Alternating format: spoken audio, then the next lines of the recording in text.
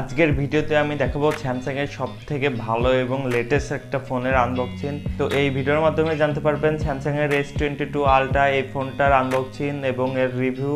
Samsung বলতেছে এই ফোনটা আইফোনকে টিক্কা দিবে, তো সেই হিসাবে আজকের এই ভিডিওতে জানিয়ে দেবো এই ফোনটা কেমন হবে এবং এর ডিজাইন এবং এর বক্সে কি কি থাকছে সবকিছু এই ভিডিওর মাধ্যমে বুঝতে পারবেন।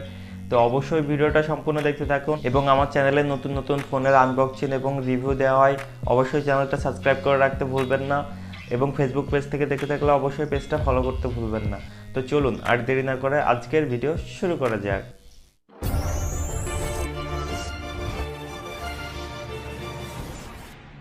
S22 আলট্রা এই ফোনটার আনবক্সিং করতেছি। তো প্রথমত আমি পলিটা কেটে ফেললাম, মানে বক্সটা এত স্লিম করছে আসলে এর মধ্যে শুধু ফোনটাই আছে মনে হচ্ছে। তো এই যে প্রথমত বক্সটা কাটার পরে এই যে ফোনটাই পেয়ে যাব প্রথমেই, সেই কাঙ্ক্ষিত ফোনটি এবং একটা ছোট বক্স, তার নিচে একটা অ্যাডাপ্টার, তাছাড়া আর কিছু নাই, চার্জার দেয় নাই এখনও। তো ফোনটার মডেলটা এই এবং ডিজাইনটা দেখছেন পাতলা এবং কালারটাও অফি, এই কালারটা কিন্তু সুন্দরই আছে আমার কাছে মনে হয়েছে। S22 আলট্রার বক্স কন্টেন্ট এটাই। এবার বলা যাক স্যামসাং S22 আলট্রার এই ফোনটার ফিচার নিয়ে। প্রথমে আসা যাক ডিসপ্লে সেকশনে। এই ফোনটার ডিসপ্লে সেকশনে রাখা হয়েছে 6.8 ইঞ্চি অ্যামোলেড পাঞ্চুয়াল ডিসপ্লে, যার PPI 500। এতে কর্নিং গরিলা সব থেকে লেটেস্ট মডেলের একটি ব্যবহার করা হয়েছে, যেটা আর কোনো ফোনে এখনও ইউজ হয় নাই। তো ডিসপ্লে সেকশনে স্যামসাং সব থেকে ভালো করার চেষ্টা করে সবসময়, তো সেই হিসাবে এটাতেও সব থেকে লেটেস্ট ডিসপ্লের সব কিছু ব্যবহার করা হয়েছে।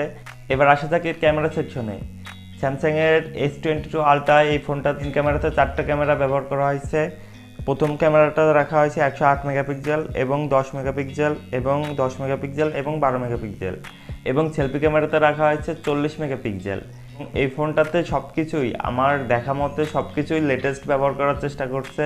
এটা বলা হচ্ছে যে আইফোনকে টিক্কা দিবে, তো সেই হিসাবে এই ফোনটা কিন্তু আমার কাছে মনে হয়েছে সব থেকে ভালো করার চেষ্টা করছে স্যামসাং এবং সব থেকে লেটেস্ট জিনিসগুলো ব্যবহার করছে। এবং এর ব্যাটারিতে রাখা হয়েছে 5000 ব্যাটারি এম্পিয়ার এবং 45 ওয়াটের একটি চার্জার। এই ফোনটার বক্সে কোনো চার্জার নাই, শুধু একটা অ্যাডাপ্টার দিয়ে দিছে। এর 45 ওয়াটের চার্জারটা আপনার বাইরে থেকে কিনে নিতে হবে। এবার আসা যাক পারফরমেন্সে। এর পারফরমেন্সে রাখা হয়েছে অ্যান্ড্রয়েড 12 এবং One UI 4.1।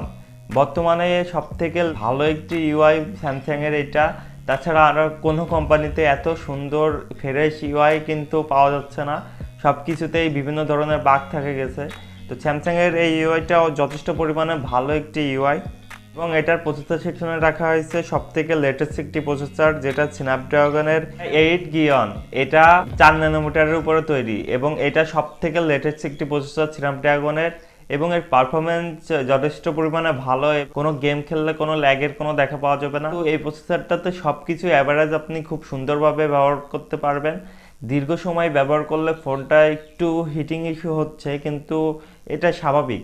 আমার কাছে যে ফোনটা রয়েছে এটা 12256, এর দাম রাখা হয়েছে বাংলাদেশে বাজারে 1,25,999 টাকা। ভিডিওটা এতটুকুই। ভিডিওটা ভালো লেগে থাকলে অবশ্যই লাইক করে রাখবেন এই ভিডিওতে এবং আমার চ্যানেলে সাবস্ক্রাইব করে রাখবেন পরবর্তী ভিডিও যাতে মিস না হয়।